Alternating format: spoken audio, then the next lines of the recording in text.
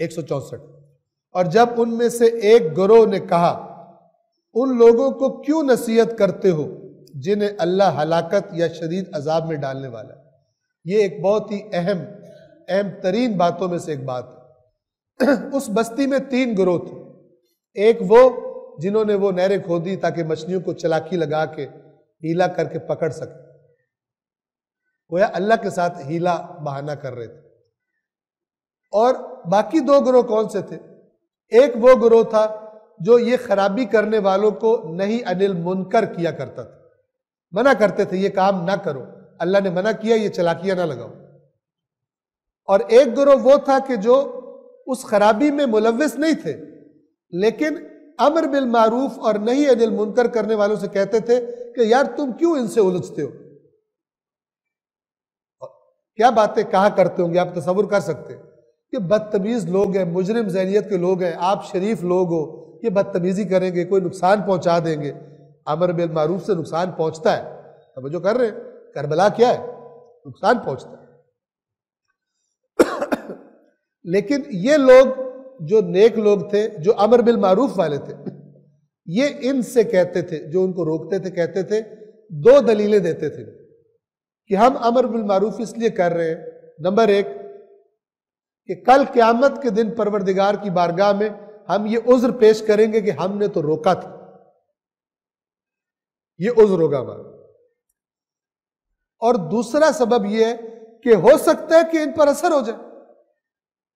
دونوں بہت خوبصورت باتیں، تیسری کوئی بات نہیں ہے، خالص اسلام میں تیسری کوئی بات نہیں ہے۔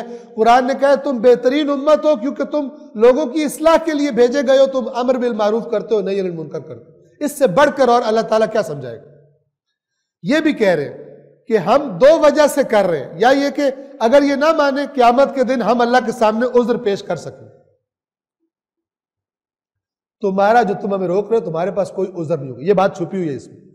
اور دوسرا یہ کہ ہو سکتا ہے مان جائیں، کوئی کہے گا تو ہی امکان ہے نا مانیں گے خرابی کرنے والے۔ یہ 2 دلیلیں یہ پیش کرتے تھے۔ نتیجہ کیا نکلا؟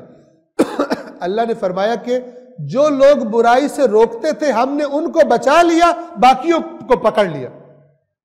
اب قرآن نے اگرچہ یہاں پہ واضح نہیں کہا کہ وہ جو روک رہے تھے امر بالمعروف کرنے والوں کو ان کا کیا ہوا، لیکن آیات قرآن اور مزاج دین سے واضح ہے کہ وہ بھی گرفتار ہوئے تھے۔ کیوں؟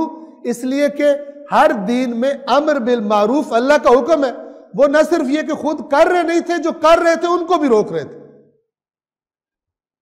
جیسے کہ امام حسین علیہ السلام کو روک رہے تھے کہ آپ نہ جائیں، وہ کہہ رہے تھے میں امر بالمعروف کر رہا ہوں، نہ صرف یہ کہ کر رہے نہیں ہیں بلکہ ان کو بھی روک رہے ہیں کہ نہ جائیں آپ۔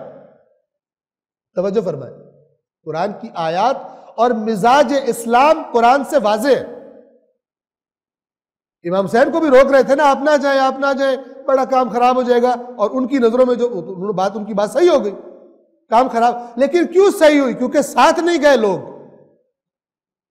یہ خیانت ہے، امر بالمعروف اور نہی عن المنکر نہ کرنا، اور ویسے بڑے نیک ہیں لیکن جو امر بالمعروف کریں ان کو بھی روک رہے مت کرو تاکہ معاشرہ تباہ ہو جائے۔ قرآن اسے قبول نہیں کرتا۔ یہ جو امر بالمعروف نہیں کرتے یہ بھی شامل ہوتے ہیں کہ خدا کی نافرمانی کر رہے ہیں جب انہوں نے امر بالمعروف کی ڈیوٹی کو ترک کیا۔ اگرچہ قرآن ان کا ذکر نہیں کیا لیکن ظاہر یہی ہے کہ وہ قوم بھی اسی عذاب کی زد میں آئی تھی، کیونکہ اللہ کہہ رہے ہم نے صرف ان کو بچا لیا کہ جو برائی سے روک رہے تھے، صرف ان کو بچایا، جیسے کہ آپ آیت میں آگے دیکھ لیں گے 164۔ اور جب ان میں سے ایک گروہ نے کہا ان لوگوں کو کیوں نصیحت کرتے ہو جنہیں اللہ ہلاکت یا شدید عذاب میں ڈالنے والا ہے، یہ اللہ خود ان کو عذاب دے گا، آپ کیوں ٹینشن لے رہے؟ یہ بے ایمان لوگ جو ذمہ داری ادا نہیں کرنا چاہتے ایسے کرتے۔ یزید برا ہے تو اللہ خود پکڑے گا اس کو، آپ اتنے اچھے نواسہ رسول، آپ کیوں اتنے بدماش کے منہ لگتے ہیں جا کر، بدتمیزی کرے گا، یہ کرے گا، ظلم ہو جائے گا۔ یہ بہت شریف اور نیک لوگ بنا کے اپنے آپ کو امر بالمعروف سے روک رہے ہیں۔ انہوں نے جواب دیا، اب یہ امر بالمعروف والوں کا جواب ہے، تمہارے رب کی بارگاہ میں عذر پیش کرنے کے لیے کرتے ہیں اور شاید وہ تقوی اختیار کر لیں۔